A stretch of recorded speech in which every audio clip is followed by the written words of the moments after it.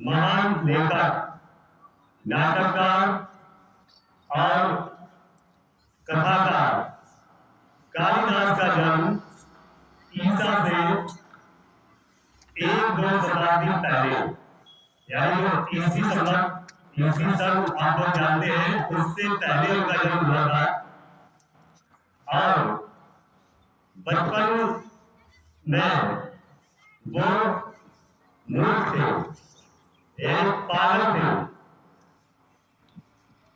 उनका नाम बचपन में कुमार श्याम था और वो इतने बड़े मूर्ख थे कि उन्हें ये पता नहीं था जिस पेड़ की डाल पर बैठे हुए थे वो उसी डाल को काट रहे थे।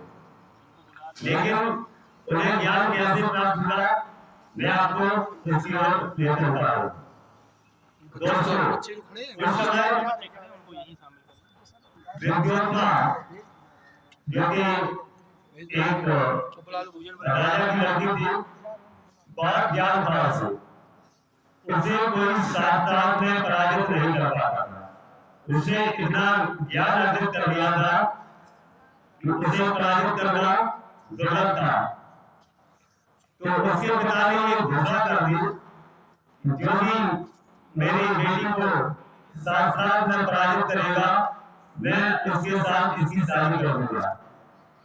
घोषणा होने के बाद बहुत दूर दूर से विद्वान आए और उससे साक्षात किया, लेकिन विद्योत्मा को किसी ने पराजित नहीं कर पाया। अंत में काशी से 5 पंडित आए विद्वान, उन्होंने विद्योत्मा से साक्षात किया, लेकिन वो विद्योत्मा को पराजित नहीं कर पाए। तो उन्होंने मन में ठान लिया कि इसकी शादी में किसी मूर्ख से कराऊंगा, जो पागल होगा उससे मैं इसकी शादी करवा दूंगा। यही सोचकर वो विद्वान मूर्ख की तलाश में निकल पड़े और जैसे वो रास्ते में गए तो रास्ते में ये कालिदास जी मिल गए, जो एक पेड़ पर बैठे हुए थे। जिस डाली को काट रहे थे उसी डाली पर बैठे हुए थे। तो विद्वानों ने सोचा कि इससे बड़ा मूर्ख और कोई मिलने वाला नहीं है, चलो इससे बात करते हैं। तो जब कालिदास से बात की विद्वानों ने, तो कालिदास पहले तैयार नहीं हुआ करने को, लेकिन जैसे ही विद्वानों ने कहा कि मैं आपकी शादी करवाने का चाह रहा हूँ, तो कालिदास जल्दी से नीचे उतर के आए। विद्वानों ने बताया कि ऐसे ऐसे आपको करना है, मेरे साथ चलो।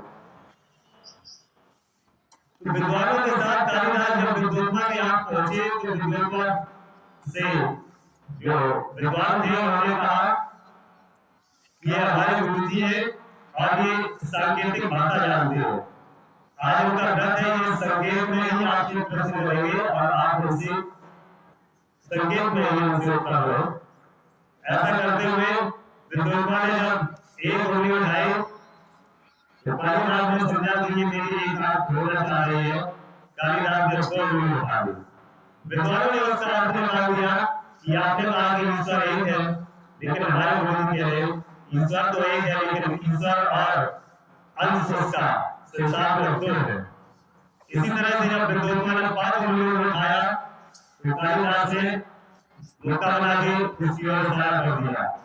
विद्वानों ने अंत में मान लिया कि आप कह रहे हो इस संसार में 5 उंगलियां होती हैं, लेकिन हमारे गुरुजी कह रहे हैं कि हम 5 उंगलियों का कोई फर्क नहीं रखते हैं। इस तरह से सारे जितने भी प्रश्न किए विद्योत्मा ने सारे आंसर दे दिए। कालिदास जी ने उनकी शादी कालिदास के साथ करा दी। लेकिन जब ये घर पहुंचे, विद्योत्मा के महल में पहुंचे और छत पर लेटे हुए थे, तभी गली से एक भूत निकला। उसको देख करके कालिदास चिल्लाने लगे। विद्योत्मा समझ गई कि ये कोई मूर्ख है, पागल है, विद्वानों ने मेरे साथ धोखा किया है। उसने कालिदास को उठाया और छत से नीचे फेंक दिया। जब उसने छत से नीचे फेंका तो कालिदास एक काली मां के मंदिर के आगे गिरे और जैसे ही मंदिर में गिरे तो उनकी जीभ कट गई।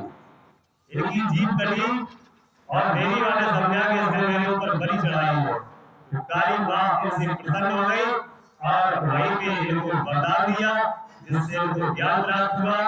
इसीलिए इनका नाम कालिदास पड़ा। Thank you.